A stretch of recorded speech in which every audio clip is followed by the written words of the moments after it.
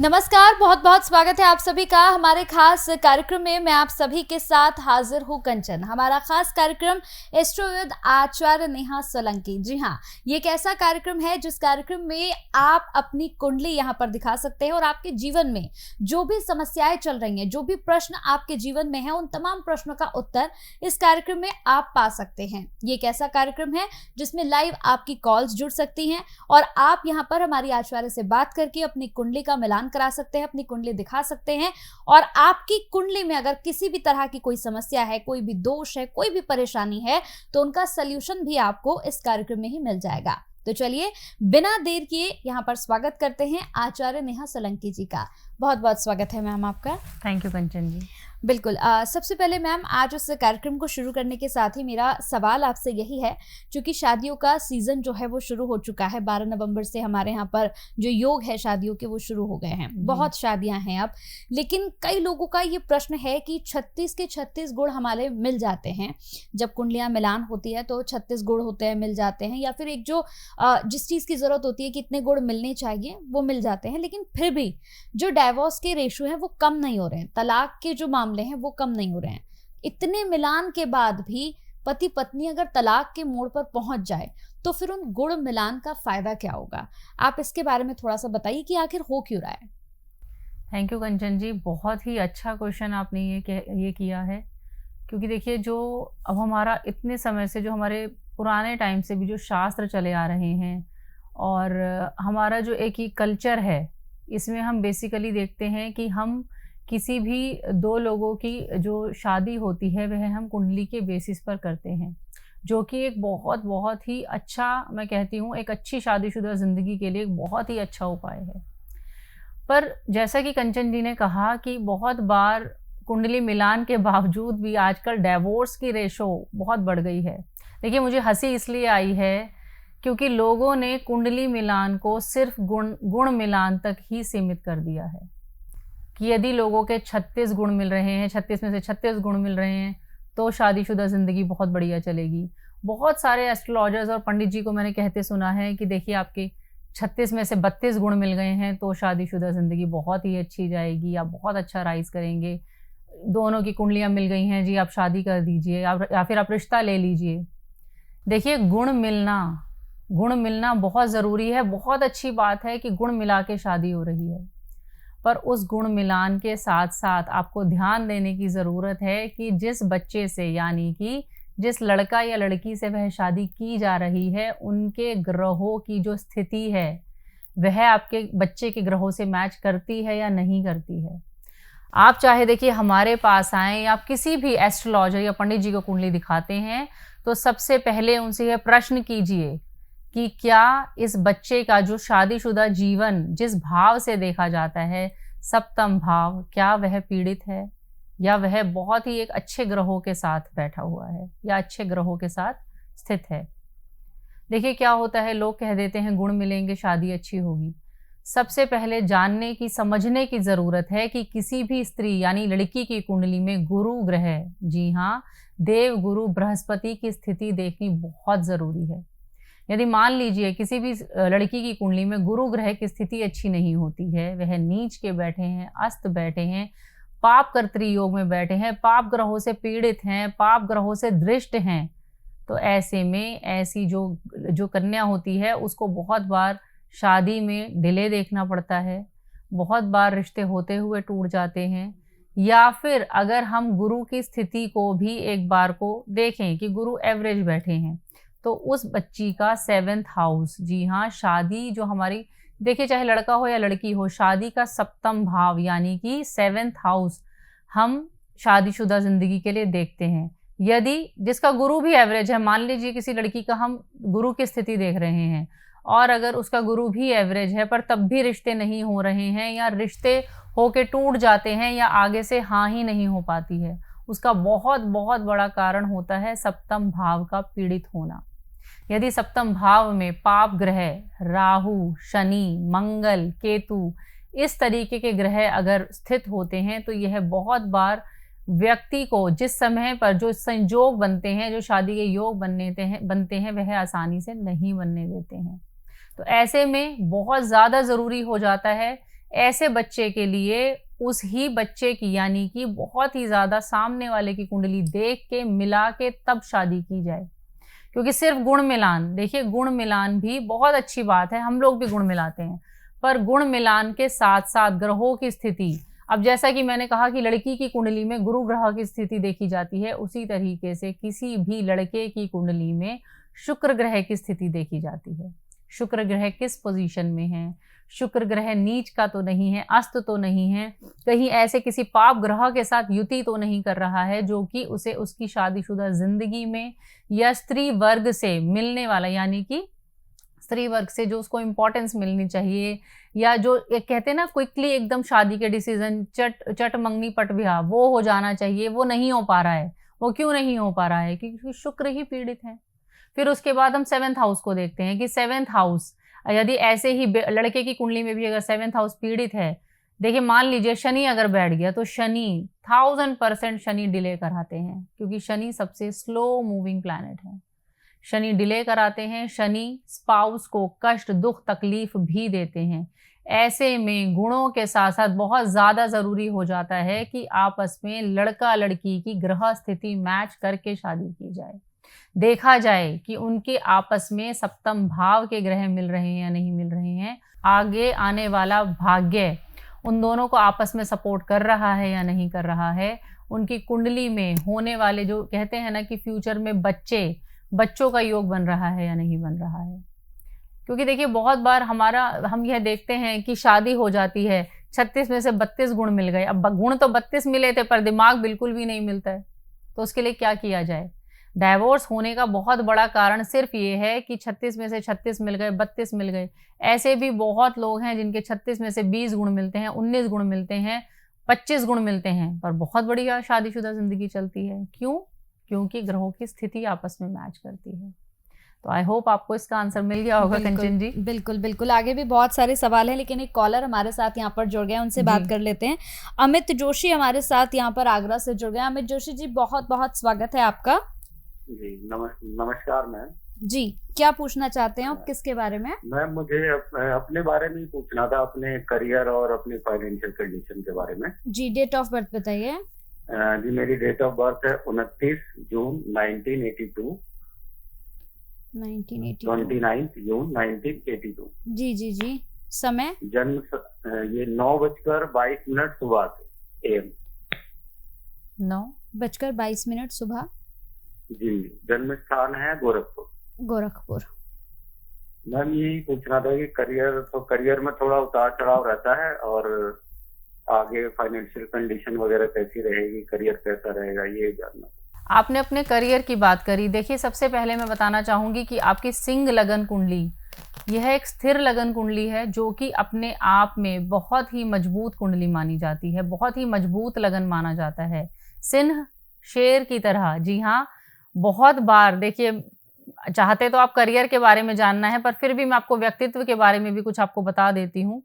देखिए जो आपका जो व्यक्तित्व है वह सिंह की तरह, एक शेर की तरह स्ट्रॉन्ग, दहाड़ने वाला। बहुत बार आप देखते होंगे आपका एग्रेशन भी बहुत बार बहुत हाई लेवल पे पहुंच जाता होगा, और साथ ही साथ बहुत ही दृढ़ निश्चयी लोग होते हैं आप। मीन्स आप इजीली हार मानने वालों में से नहीं हैं। आपका जो लग्नेश है, आपका लग्नेश 11th हाउस में, यानी कि सूर्य भाव, जो सिंह राशि के स्वामी सूर्य आपके 11th हाउस यानी कि इनकम भाव में बैठे हुए हैं, पर वह जो बैठे हैं वह सूर्य राहु का ग्रहण आपके इनकम भाव में लगा हुआ है। जो परेशानियां, जो कष्ट आप देख रहे हैं, उसका बहुत बड़ा कारण आपका इनकम भाव भी पीड़ित होना है। देखिए अमित जी, अभी आपकी जो महादशा चल रही है वह शनि की महादशा चल रही है, और अभी तक आपका शनि का पीरियड चल रहा था। दिसंबर 2022 से दिसंबर 2025 तक भी चलेगा, अभी 1 ईयर और है। दिसंबर 2025 तक आपका शनि का पीरियड है। देखिए शनि में शनि यानी कि बहुत ही ज़्यादा slow, delay, laziness, extreme laziness. क्या होता है जब भी किसी ग्रह की महादशा शुरू होती है, जब उसमें सेम ग्रह की अंतर्दशा आती है, हम इसे ज्योतिषी भाषा में छिद्र दशा कहते हैं। यह दशा व्यक्ति को बहुत ज़्यादा फल या बहुत ज़्यादा आउटपुट नहीं देती है। आप अपनी तरफ से 1000% एफर्ट्स करते होंगे कि मैं ऐसा करूं, मैं ये करूं, मैं यह सब करूं, पर आपको करने के बावजूद भी उतना रिजल्ट जितना आप अपनी तरफ से 100% डाल रहे हैं वह आपको नहीं मिल रहा है, क्योंकि बहुत एक तो देखिए स्लो मूविंग प्लैनेट है और शनि चीजों को खींच देते हैं, लिंगर ऑन कर देते हैं। आप आज कुछ डिसीजन लेना चाह रहे हैं, वह आप सोचते सोचते सोचते वह 6 महीने बाद वह काम हो रहा है। तो यह अभी स्थिति मुझे आपकी नजर आ रही है, इसलिए भी आपको करियर में जो आप प्रॉब्लम्स फेस कर रहे हैं उसका बहुत बड़ा कारण। और शनि देखिए कहाँ बैठा है, शनि आपका षष्ठेश और सप्तमेश होके मंगल के साथ द्वितीय भाव में बैठा है। चंद्र शनि मंगल 3 ग्रह आपके द्वितीय भाव में बैठे हैं। देखिए आपको अपने परिवार से प्यार तो बहुत होगा, पर क्योंकि जो द्वितीय भाव होता है वह कुटुंब भाव होता है, आपको अपने परिवार से अपनी फैमिली से अटैचमेंट बहुत होगी, पर जो अटैचमेंट जो सब कुछ आप उनके लिए करते हैं वह आपको रिटर्न बैक नहीं मिलता है। क्योंकि देखिए मैंने ये क्यों बताया, क्योंकि शनि की महादशा चल रही है और शनि आपके 2nd भाव में बैठे हुए हैं। यहाँ से अगर मैं देखूं तो एक तरीके से देखा जाए तो आप बहुत बार धन संचय करने की भी कोशिश करते हैं, पर वो भी इजीली नहीं हो पाता है। आपके पास जो भी आता होगा वह हाथ के हाथ घर के खर्चों में निकल जाता है। साथ ही साथ एक छोटी सी गाइडेंस देना चाहूंगी, क्योंकि सप्तमेश आपके शनि हैं, आपके शादी के भाव के स्वामी हैं, और वह चंद्रमा के साथ बैठ के द्वितीय भाव में चंद्र शनि विष योग भी बना रहे हैं। मंगल की स्थिति भी साथ में दर्शाती है। आपकी जो लाइफ पार्टनर है वह होंगी बहुत अच्छी होंगी, आपके लिए केयरिंग होंगी, लविंग होगा, बहुत अच्छा रिलेशन होगा, पर आपको ध्यान रखने की ज़रूरत है कि कहीं ना कहीं कई बार ऐसा होता है सोच नहीं मिलती है, आज ना सही इन फ्यूचर आप ये प्रॉब्लम्स देख सकते हैं, तो आपको उसके लिए भी थोड़ा सा उनकी एक्स्ट्रा केयर करने की ज़रूरत है। अब देखिए जैसे कि आपने फाइनेंशियल की बात करी, तो फाइनेंशियल मैंने आपको शुरू में ही बताया, सूर्य राहु का ग्रहण आपके यह यहाँ पे 11th हाउस में लगा हुआ है, जो कि आपका इनकम भाव है। 5म भाव में केतु, यह स्वदोष ऋण को बनाता है, यह एक बहुत बड़ा ऋण माना जाता है। 5म भाव में केतु का होना यह बताता है कि आप यह जो भाव है 5म भाव में, आपको बता दूं, स्टडीज, संतान, पूर्व जन्म में किए गए कृत्य यानी पूर्व जन्म के कर्मों को भी दर्शाता है। 5म भाव में केतु का आना यह बताता है कि आपके बहुत सारे बैगेजेस ऐसे हैं जिनको आप यानी कि ऋण जिनको आप क्लियर नहीं कर पाए हैं, तो वह भी आपके लिए बहुत बहुत ज़रूरी है, क्योंकि 5म भाव का केतु व्यक्ति को कभी भी ग्रोथ नहीं देता है, कभी भी उसे इजीली सक्सेस नहीं मिलने देता है। आप इस ग्रहण का 5म भाव के केतु का स्वदोष ऋण का उपाय ज़रूर कराएं। और देखिए जैसा कि मैंने कहा, अभी आपकी शनि की महादशा चल रही है, शनि देव को पूजें, शनि चालीसा का पाठ ज़रूर करें, मंगलवार को हनुमान चालीसा का पाठ करें।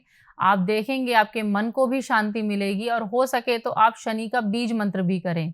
इसके बाद देखिए आपका 2025 दिसंबर से शनि में बुध का पीरियड शुरू हो रहा है, और बुध आपके 10म भाव में बैठे हैं। 10म भाव में वह आपके मुझे आपका दिसंबर 2025 से फाइनेंशियल स्थिति यानी कि आर्थिक स्थिति सुधरती हुई बहुत ज़्यादा नज़र आ रही है। अभी आई टोटली एग्री कि अभी आपका बहुत टाइम से फाइनेंशियली करियर वाइज चीज़ें स्लो हैं, और बहुत अच्छी राय दूंगी। देखिए इसके साथ साथ देखिए 2025 से 28 तक आपका पीरियड अच्छा है, आपको बहुत ही अच्छा एक ग्रोथ भी मिलेगा, पर आप कहीं ना कहीं, please don't mind my words, but आप कहीं ना कहीं लेज़ी भी हैं।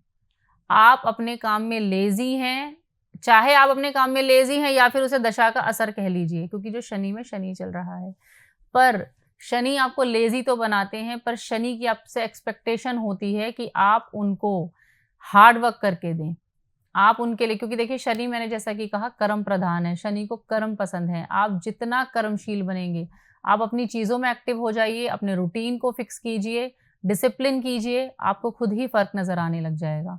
और बस ये बेसिकली 1 ईयर का रह गया है, तो आई होप इसके बाद का पीरियड आपके लिए फ्रूटफुल रहेगा।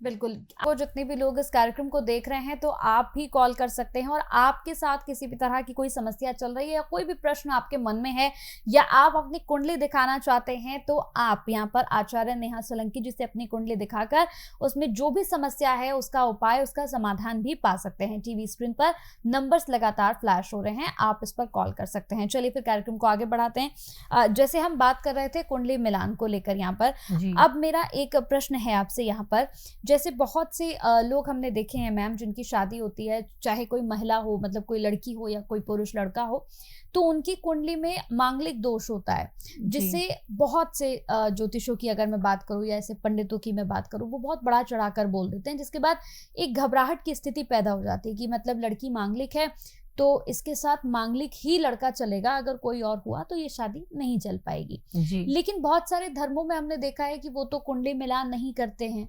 तो ये मांगलिक जो दोष है, ये हमारे लिए कितना ज्यादा खतरा है? ये कोई बहुत बड़ी चीज है कि अगर हम मांगलिक हैं तो लड़का हमारे लिए मांगलिक होना चाहिए, अदरवाइज हमारी शादी नहीं चलेगी? ये सब सच्चाई है?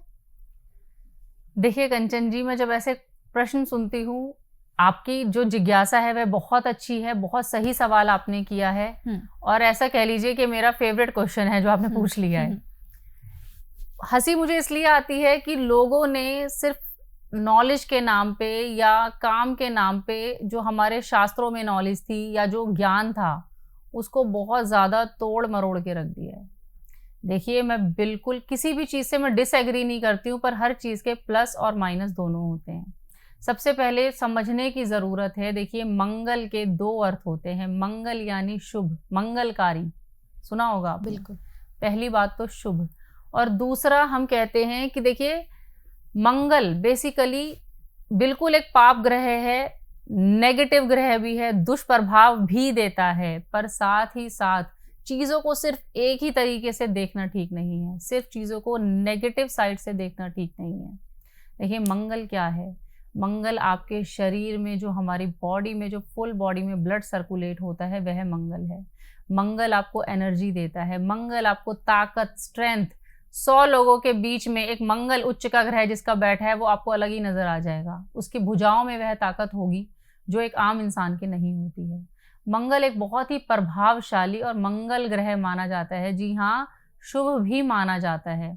अब होता क्या है, देखिए मैं आपको बहुत ही आसान से शब्दों में, जो हमारे व्यूअर्स भी आसानी से समझ पाएँ, बिल्कुल देखिए, मैं जो हमारे शास्त्रों में लिखा है या और एस्ट्रोलॉजर्स बोलते हैं, मैं एग्री करती हूँ कि जो व्यक्ति मंगलिक होता है तो बहुत सोच समझ के कुंडली मिलानी चाहिए, बहुत सोच समझ के उनकी शादी करनी चाहिए, बिल्कुल ठीक है। पर इससे बिल्कुल भी डरने और घबराने की ज़रूरत तो है ही नहीं।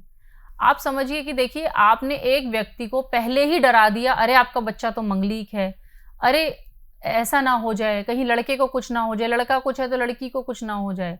देखिए ये सब भ्रम है, आपको इस भ्रम में पड़ने की ज़रूरत नहीं है, सही गाइडेंस की ज़रूरत है। सबसे पहले कुंडली समझिए, मंगल किस स्थिति में बैठा है, मंगल क्या है, कितने अंशों पे वह है, कितनी डिग्री पे वह है। अब देखिए, जैसे कि हमने मंगलिक की बात करी, मंगल क्या करता है बेसिकली, एक व्यक्ति का यदि मंगल पर्टिकुलर भाव में बैठ के मंगलिक योग बनता है तो वह ऐसे व्यक्ति में एनर्जी ज़्यादा होती है और लोगों से टेम्परामेंट उसका थोड़ा हाई होता है, गुस्सा थोड़ा हाई होता है, थोड़ा चिड़चिड़े भी हो जाते हैं बहुत बार। पर सिर्फ हम एक मंगल के बेस पर ही सारी ग्रहों की प्रेडिक्शन नहीं कर सकते हैं। हर ग्रह की अलग अलग नेचर है, हर ग्रह अलग अलग स्थिति में उस जातक की कुंडली में बैठा है और ग्रहों का प्रभाव भी पूरा पूरा उस जातक पर पड़ता है। देखिए, मंगल की शादी मंगलिक से ही करनी चाहिए, ऐसा बहुत से लोग मानते हैं, पर मैं ऐसा नहीं मानती हूँ। हमें देखना चाहिए कि सामने वाले व्यक्ति की फर्स्ट ऑफ ऑल कुंडली कैसी है। ऐसा कहा क्यों जाता है, मैं आपको वो भी बता देती हूँ। ऐसा इसलिए कहा जाता है क्योंकि एक तरफ मंगल की इतनी ज़्यादा पावर आ गई, इतनी ज़्यादा एनर्जी आ गई, तो दूसरा व्यक्ति जो नॉन मंगलिक है वह उसे बहुत बार झेल नहीं पाता है, बहुत बार उतनी एनर्जी को वह एक्सेप्ट नहीं कर पाता है। इसलिए भी कहा जाता है कि मंगलिक से मंगलिक की शादी कर दीजिए। पर आपके इस बारे में क्या विचार हैं कि आपको क्या लगता है कि दोनों तरफ 2 रेसलर्स को खड़ा कर दिया जाए तो फाइट और ज्यादा होगी या स्लो डाउन होगी? देखिए, ये मेरे अपने विचार हैं। मैं मंगलिक, पहली बात तो मैं मंगलिक को दोष नहीं मानती हूँ, मैं मंगलिक को योग मानती हूँ। ये किसी भी व्यक्ति में एक अलग ही एनर्जी देता है, एक अलग ही पर्सनैलिटी देता है। जी हाँ, होता क्या है, करना क्या चाहिए। देखिए, यदि किसी व्यक्ति का मंगलिक, यानी कि मान लीजिए सप्तम भाव का मंगलिक वह व्यक्ति है, सप्तम भाव में उसके मंगल बैठ गया। अब यदि सामने वाला बच्चा, यानी कि जिस भी लड़का लड़की से आप उसकी शादी करने जा रहे हैं, यदि उसके उसी सेम भाव में शनि या राहु बैठ जाते हैं तो यहीं पर ही मंगल का योग, मंगल का ये जो दोष आप मानते हैं मंगलिक, वैसे ही भंग हो गया। इसको किसी भी चीज को एक ट्रॉमा ना बना के, किसी भी चीज़ को एक डरावनी तरीके से ना लेके, आप उसको अगर रिलैक्स माइंड होके सोचेंगे, किसी से अच्छी गाइडेंस लेंगे, आपको कोई अच्छा गाइड करने वाला, जी हाँ, अगर आपको कुंडली का कोई सही गाइड करने वाला इंसान मिल जाए, तो आपको कोई मंगलिक दोष से, क्योंकि ये दोष नहीं है, मंगलिक दोष से डरने की ज़रूरत नहीं है। ठीक है, हमारे साथ एक और कॉलर यहाँ पर जुड़ गई है। शिखा हमारे साथ यहाँ पर दिल्ली से जुड़ गई है। शिखा, बहुत बहुत स्वागत है आपका। हेलो मैम, मैं शिखा बोल रही हूँ जी। दिल्ली से। मेरा डेट ऑफ बर्थ जो है वो 29 नवंबर और 1997 है। 97 है। और जी। Time 11:30 AM।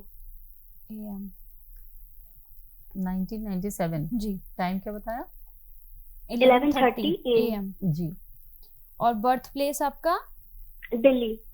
दिल्ली। 29 नवंबर 1997। ठीक है, डिटेल्स ये शिखा जी। जी मैम। जी, बताइए आपका क्वेश्चन क्या है? मुझे मैम जॉब में बहुत प्रॉब्लम आती है। जी। एक तो मुझे ये पूछना है कि काफी टाइम बाद जॉब मिलती है, और जब मिलती है तो उतनी सैलरी और उसको लेकर मुझे बहुत स्ट्रगल करना पड़ता है। ओके,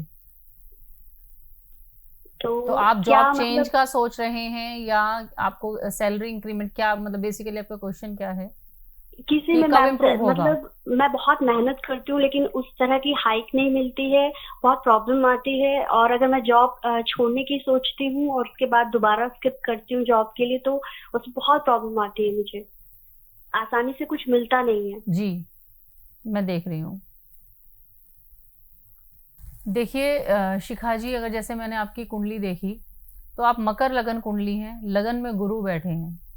मैं ऐसा जी। मानती हूँ कि आप एक बहुत ही सात्विक, बहुत ही एक सिंपल एक लड़की, ठीक है, आप अपना पॉइंट रखना जानती हैं, क्योंकि मकर लगन वाले बहुत ही स्ट्रांग होते हैं, अपने पॉइंट्स रखना चाहते हैं, जानते हैं, और किसी भी चीज़ में पीछे नहीं रहते हैं। पर लगन में गुरु का होना कुंडली के बहुत सारे दोषों को बहुत हद तक कम कर देता है। पर देखिए क्या होता है कि गुरु कई बार यहाँ पर आके आपको ना एक थोड़ा-सा वीक भी करते हैं, क्योंकि यह स्थिति यह दिखाती है कि आप कहीं न कहीं अंदर से कमज़ोर भी पड़ जाती हैं, या फिर आपका, जैसे कि मैंने कहा, अगर लगन कमज़ोर हो जाता है बहुत बार, तो वह व्यक्ति को आगे बढ़ने में, यानी कि ग्रोथ में भी स्लो डाउन करता है, चीज़ों को बहुत हद तक स्लो डाउन करता है। जैसा कि आपने अभी अपनी जॉब की बात करी, तो मैंने अभी आपका दशा चेक करी है, तो दशा आपकी बुध की महादशा चल रही है, और बुध की महादशा में अभी तक जो आपका पीरियड चल रहा था वह चंद्रमा का चल रहा था। बुध में चंद्रमा, आपके कुंडली में जो बुध हैं वह आपके छठे भाव और भाग्य भाव, यानी कि जिस भाव से हम रोग, ऋण, यह सब देखते हैं, जो आपका नवमेश है, यानी कि जो भाग्येश है, यह दोनों आपके 12th हाउस में बैठे हैं, जो कि एक बहुत अच्छी पोजीशन नहीं मानी जाती है। भाग्य भाव का बाहर, मतलब कि 12th हाउस यानी कि नुकसान वाले भाव में, मुझे ऐसा लगता है, पर्सनली मुझे फील होता है कि आपने बहुत ज़्यादा टेंशन, स्ट्रेस, और जैसा कि आपने कहा, भाग्य से ही देखिए सब कुछ जुड़ा है, हमारा फाइनेंशियल कंडीशंस, हमारी job, everything is connected to our fortune only. तो आपका वह 12th हाउस में चला गया, जो कि आपका नुकसान भी दिखाता है। उसके बाद जो बुध की महादशा में अंतरदशा चल रही थी, वह चंद्रमा की अंतरदशा चल रही थी। चंद्रमा भी आपके इनकम भाव में नीच के बैठे हुए हैं। देखिए, मेरा कोई भी उद्देश्य आपको नेगेटिव करना या डिमोरलाइज़ करना नहीं है, बट मैं आपको रियलिटी बताना चाहती हूँ कि यह जो आप पीरियड देख रहे थे इतने टाइम से, जो कि अभी आपका जून 2025 तक चलेगा। अभी 6 महीने आप बेसिकली समझ लीजिए, दिसंबर का मंथ है और 6 महीने का यह पीरियड और है। तो बुध में चंद्रमा, बुध और चंद्रमा दोनों की ही स्थिति आपकी कुंडली में बहुत ज़्यादा स्ट्रॉन्ग मुझे नज़र नहीं आ रही है। पर एक तरीके से मैं बुध को आपके अच्छा मान सकती हूँ कि इस दशा में, देखिए बुध में अब आपका जो इसके बाद जून 2025 के बाद जो आएगा, वह बुध में मंगल आएगा। मंगल आपका वह भी विदेश भाव में बैठा है। मुझे ऐसा लगता है कि यह आपके लिए एक अच्छी अपॉर्च्युनिटी ज़रूर लेकर आ सकता है, क्योंकि देखिए बुध भी देखिए क्या होता है कुंडली में, शायद आपको इतना ना पता हो, मैं बता देती हूँ। एक ही भाव से हम हज़ारों चीज़ें देखते हैं। जैसा कि मैंने कहा, बुध नुकसान भाव में, उसी भाव से हम, यानी कि 12th हाउस से हम नुकसान, विदेश, मेडिकल, हॉस्पिटल पे खर्चे ही है, सब कुछ देखते हैं।